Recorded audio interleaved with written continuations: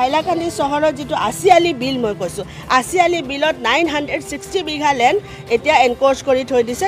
উনি বলেছেন যে আশিয়ালি বিল হাইলাকান্দি শহরে, এটাই ওনার ভুল তথ্য।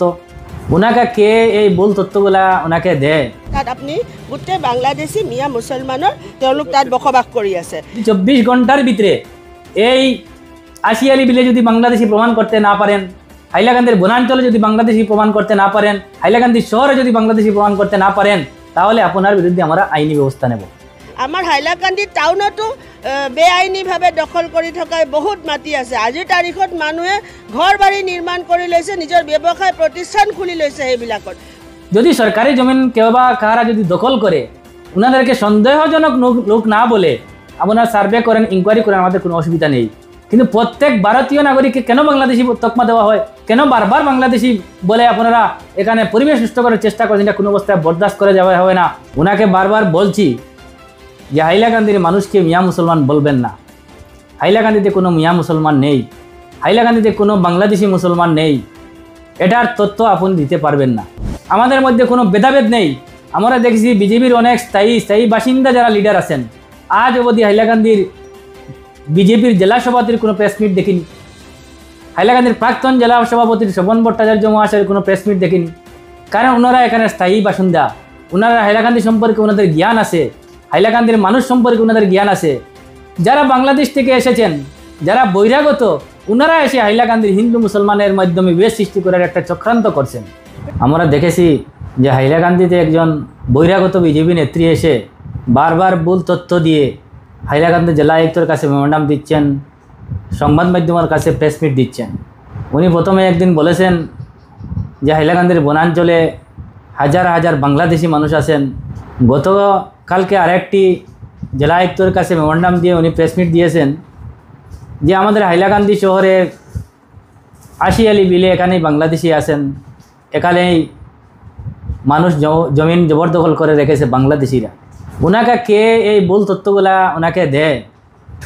কারণ হাইলাকান্দি সম্পর্কে ওনার কোনো ধারণা নেই, যেহেতু উনি বহিরাগত, উনি হাইলাকান্দিতে বাড়াটি থাকেন।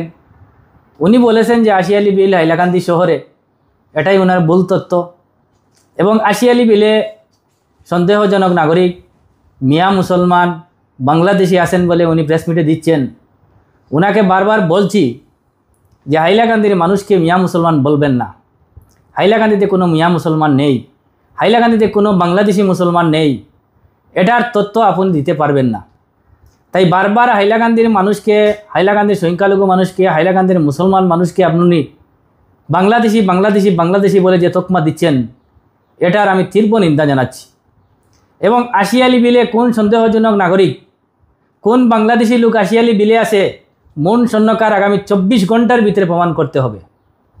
যদি আশিয়ালি বিলে আগামী 24 ঘন্টার ভিতরে কোনো সন্দেহজনক নাগরিক, কোনো মিয়া মুসলমান, কোনো বাংলাদেশি যদি প্রমাণ করতে না পারেন, তাহলে আপনার বিরুদ্ধে আমরা আইনের দ্বারস্থ হব, আপনার বিরুদ্ধে আমরা মামলা করব।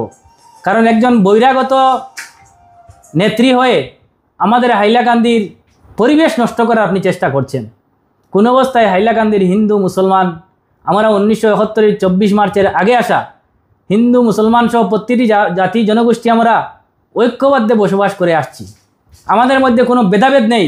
আমরা দেখছি বিজেপির অনেক স্থায়ী বাসিন্দা যারা লিডার আছেন, আজ অবধি হাইলাকান্দির বিজেপির জেলা সভাপতির কোনো প্রেস মিট দেখিনি, হাইলাকান্দির প্রাক্তন জেলা সভাপতির শোভন ভট্টাচার্য মহাশয়ের কোনো প্রেস মিট দেখিনি।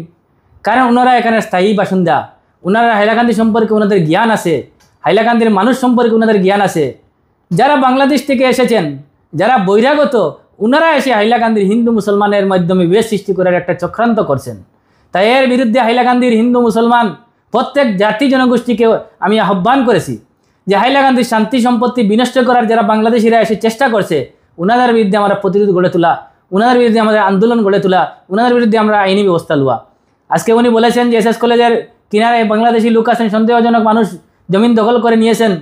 যদি সরকারি জমিন কেউ বা কারা যদি দখল করে, ওনাদেরকে সন্দেহজনক লোক না বলে আপনারা সার্ভে করেন, ইনকোয়ারি করেন, আমাদের কোনো অসুবিধা নেই। কিন্তু প্রত্যেক ভারতীয় নাগরিককে কেন বাংলাদেশি তকমা দেওয়া হয়, কেন বারবার বাংলাদেশি বলে আপনারা এখানে পরিবেশ নষ্ট করার চেষ্টা করছেন, এটা কোনো অবস্থায় বরদাস্ত করে যাওয়া হবে না। তাই বিজেপি নেত্রী মোহন সন্নাকারকে আমি আহ্বান করেছি যে এই আশিয়ালি বিয়ে কোন সন্দেহজনক নাগরিক কোন বাংলাদেশি এখানে এসেছে আপনি 24 ঘন্টার ভিতরে প্রমাণ করতে হবে, না হলে আপনার বিরুদ্ধে আমরা আইনের দ্বারস্থ হব। কারণ ভারতীয় নাগরিককে বাংলাদেশি বলা এটা কোনো অবস্থায় বরদাস্ত করা হবে না। তাই হাইলাকান্দি জেলার প্রত্যেক সচেতন নাগরিক, প্রত্যেক বুদ্ধিজীবী, প্রত্যেক দল সংগঠন সবাইকে আমি আহ্বান করেছি এই বহিরাগত নেত্রীর বিরুদ্ধে সবে প্রতিবাদ সাব্যস্ত করেন।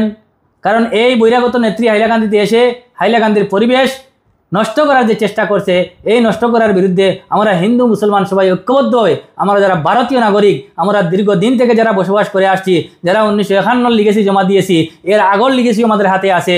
তাই এই পরিবেশটা নষ্ট করার যে চেষ্টা করছে যে বহিরাগত নেত্রী, এই বহিরাগত নেত্রীর বিরুদ্ধে সবাই ঐক্যবদ্ধভাবে আমি প্রতিবাদ গড়ে তোলার আমি আহ্বান করেছি।